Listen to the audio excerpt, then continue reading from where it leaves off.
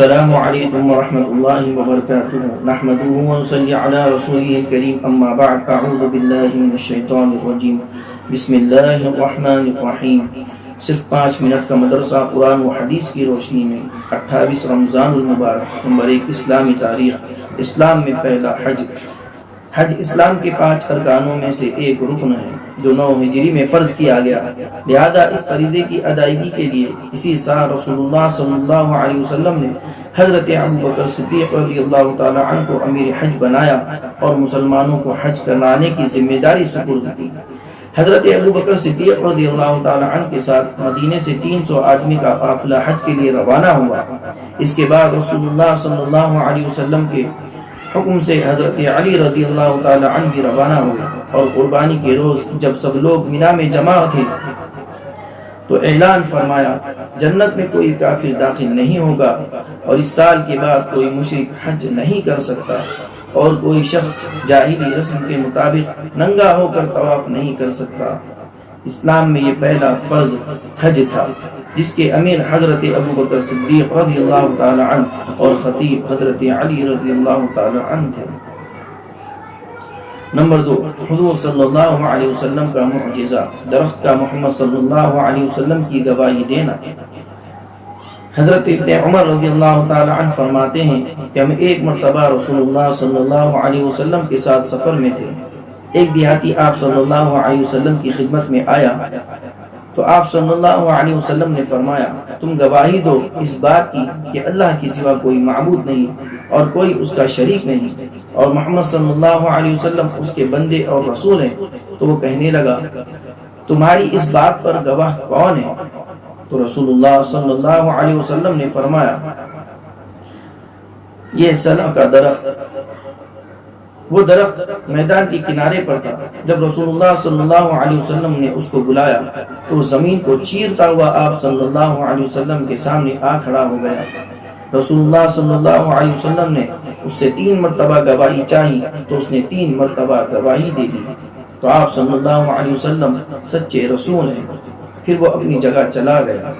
سبحان اللہ، یہ نبی صلی اللہ علیہ وسلم کا معجزہ ہے کہ آپ نے اس درخت کو بلایا اور اس سے گواہی چاہی اور اس نے گواہی دے دی، پھر اس کے بعد اس کو حکم دیا تو وہ اپنی جگہ پر واپس چلا گیا۔ یہ ہمارے نبی صلی اللہ علیہ وسلم کا معجزہ ہے۔ نمبر 3، ایک فرض کے بارے میں بغیر کسی عذر کے نماز ادا کرنا۔ ابن عباس رضی اللہ تعالی عنہ سے روایت ہے کہ رسول اللہ صلی اللہ علیہ وسلم نے فرمایا جو شخص 2 نمازوں کو بغیر کسی عذر کے ایک وقت میں پڑھے وہ کبیرہ گناہوں کے دروازوں میں سے ایک دروازے پر پہنچ جائے گا۔ تو لہذا 2 نمازوں کو ایک وقت میں ہرگز نہ پڑھے، ہر نماز کو اس کے وقت پر ادا کرنے اور کوئی نماز کو قضا نہ کرے۔ نمبر 4، ایک سنت کے بارے میں فقیری اور کفر سے پناہ مانگنے کی دعا۔ رسول اللہ صلی اللہ علیہ وسلم اس دعا کو پڑھ کر کفر اور فقر سے پناہ مانگتے تھے۔ وہ دعا یہ ہے اللہم انی اعوذ بک من الکفر والفقر والعذاب القبر۔ ترجمہ، اے اللہ میں کفر، فقر و فاقے اور قبر کے عذاب سے تیری پناہ چاہتا ہوں۔ تو لہذا ان دعاؤں کا ہم اہتمام کریں گے اور سنت پہ عمل کریں گے۔ نمبر 5، ایک اہم عمل کی فضیلت، عید کی رات عبادت کرنا۔ رسول اللہ صلی اللہ علیہ وسلم نے فرمایا جو شخص عید الفطر اور عید الاضحیٰ کی دنوں اور راتوں کو جاگ کر اللہ تعالیٰ کی عبادت کرے گا تو قیامت کے دن اس کا دل زندہ رہے گا، جس دن لوگوں کے دل مردہ ہو جائیں گے۔ عید الفطر کی رات اللہ تعالیٰ کی عبادت اور پورے رمضان کا انعام لینے کی رات ہے، اسی لیے اس رات میں آتش بازی اور پٹاخے وغیرہ سے پرہیز کرنا چاہیے جو کہ غیروں کا کام ہے۔ لہذا عید الفطر کی رات میں ہم کو انعامات حاصل کرنے کی رات بتایا گیا ہے، تو لہذا اس رات میں ہم اللہ سے خوب دعائیں کریں اور رمضان بھر میں ہم نے جو بھی کوتاہی کی ہے، لاپرواہی کی ہے، اس سے معافی چاہیں، اور جو ہم نے عبادتیں کی ہیں اس کا ہم انعام اللہ تعالیٰ سے حاصل کریں۔ اللہ تعالیٰ اس رات میں ہم کو انعاموں سے نوازتے ہیں، لہذا جو مانگنا ہے اپنے رب سے مانگیے، اللہ تعالیٰ ہم تمام کو ہر چیز عطا کرے گا۔ اللہ تعالیٰ ہم تمام کو توفیق عمل نصیب فرمائے۔ نمبر 6 ایک گناہ کے بارے میں، نماز میں سستی کرنا۔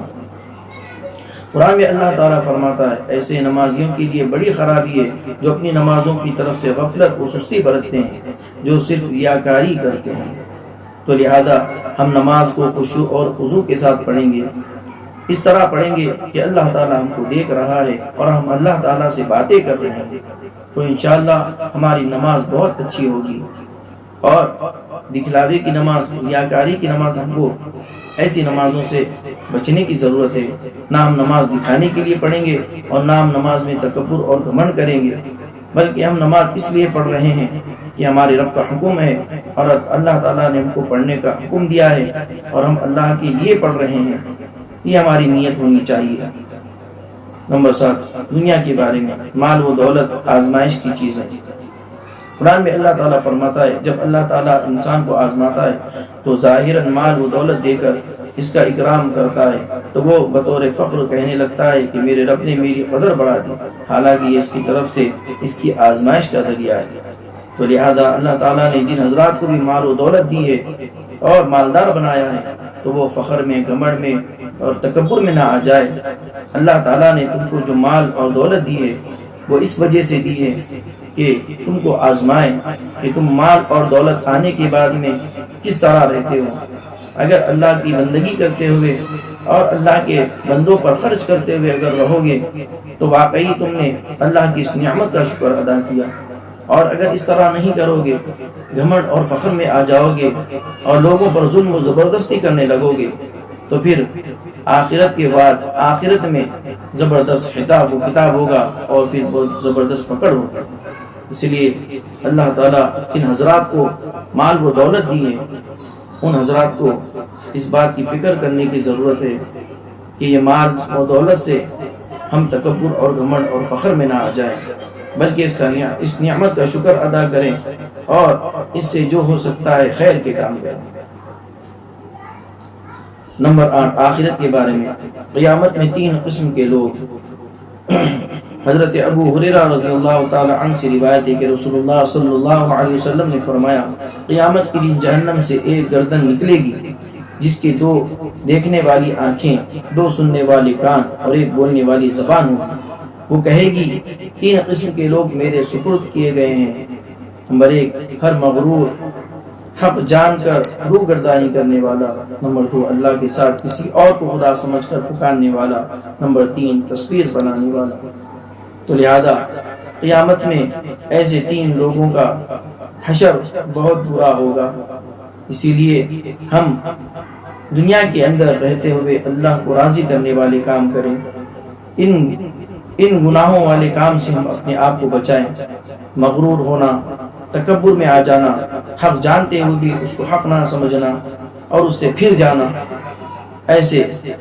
ایسے کاموں سے اللہ تعالیٰ ہماری حفاظت فرمائے۔ اور اللہ کے ساتھ کسی کو شریک کرنا، ایسے کاموں سے بھی اللہ ہم تمام کی حفاظت فرمائے۔ نمبر 3 تصویر کا بنانا، لوگوں کی تصویر بنانا یا بلا ضرورت فوٹویں کھینچنا، ایسے کام سے ہم تمام کو بچنے کی ضرورت ہے۔ اللہ تعالیٰ ہم تمام کو ان تمام برے کاموں سے بچنے کی توفیق نصیب فرمائے۔ نمبر 9 طب نبوی سے علاج، ہر قسم کے درد کا علاج۔ حضرت ابن عباس رضی اللہ تعالی عنہ فرماتے ہیں کہ رسول اللہ صلی اللہ علیہ وسلم صحابہ اکرام کو ہر قسم کے درد سے نجات حاصل کرنے کے لیے یہ دعا سکھاتے تھے: بسم اللہ الکبیر، اعوذ باللہ العظیم من شر کل عرق نعار ومن شر حر النار۔ اس دعا کا ہم اہتمام کریں گے اور ہر قسم کے درد سے نجات حاصل ہوگی اگر اس دعا کو پڑھ کر ہم دم کریں گے یا پھر پانی پر دم کر کے دیں گے اور اس کو پی لیں گے تو انشاءاللہ اس سے بہت فائدہ ہوگا۔ وہ دعا یہ ہے: بسم اللہ الکبیر، اعوذ باللہ العظیم من شر کل عرق نعار ومن شر حر النار۔ نمبر 10 نبی صلی اللہ علیہ وسلم کی نصیحت۔ رسول اللہ صلی اللہ علیہ وسلم نے فرمایا: اے علی، 3 کام وہ ہیں جن میں تاخیر نہ کرو۔ نمبر 1 نماز جب اس کا وقت آ جائے۔ نمبر 2 جنازہ جب وہ تیار ہو جائے۔ نمبر 3 بے شوہر والی عورت کا نکاح جب اس کے لیے کوئی مناسب جوڑا مل جائے۔ رسول اللہ صلی اللہ علیہ وسلم نے ان تینوں باتوں کی نصیحت کی ہے کہ جب یہ تین چیزیں تیار ہو جائیں تو ان کے لیے تاخیر نہ کریں۔ سب سے پہلے ہے نماز، جب اس کا وقت آ جائے تو فوراً جا کر ہم نماز ادا کر لیں، اس میں بالکل بھی تاخیر نہ کریں۔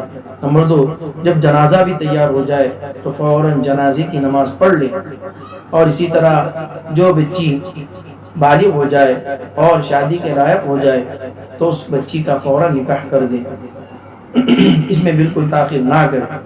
یہ ہمارے نبی صلی اللہ علیہ وسلم کی نصیحتیں ہیں، ہم اگر ان نصیحتوں پر عمل کریں گے تو انشاءاللہ بہت زیادہ فائدہ ہوگا۔ اللہ تعالیٰ سے دعا ہے کہ اللہ تعالیٰ ہم تمام کو ان باتوں کو سمجھنے کی توفیق نصیب فرمائے۔ سبحان اللہ وبحمدہ، سبحانک اللہم وبحمدک، ونشہد ان لا الہ الا انت، استغفرک واتوب الیک۔